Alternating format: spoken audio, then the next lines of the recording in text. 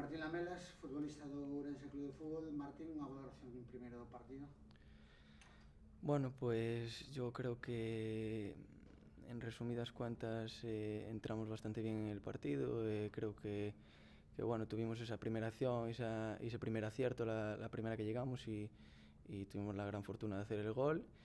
Y bueno, pues a raíz de estar juntos, de ser equipo, de que ellos te mentiría que si te dijera que la Rosa no tuvo ocasiones de gol, y bueno, pues salimos un poco afortunados de eso y a raíz de ahí pues mantuvimos, paramos en el primer parón a beber y la verdad que creo que supimos dominar bastante bien los ritmos y los periodos del partido y bueno, pues fuimos más equipo que nunca y competimos a raíz del resultado y la verdad que no se puede pedir más. ¿El guión del partido que preveíais era este o era algo completamente diferente?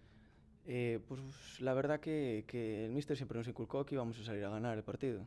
Tuvimos la gran fortuna de en una acción pues meter el primer gol bastante pronto y bueno, pues ahora te mentiría si te dijese que a raíz de ahí no juegas con el resultado. Ya juegas un poco a favor, que te vale un poco el empate, pero bueno, queríamos ir a por el partido y salió bastante bien.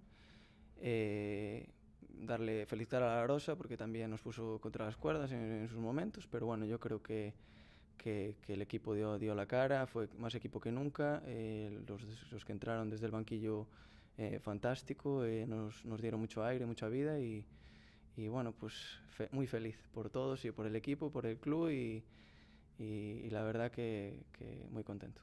Vaya final ahora contra el Combos, ¿no?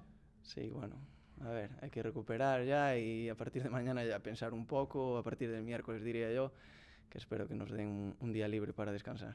Gracias, Martín. Gracias a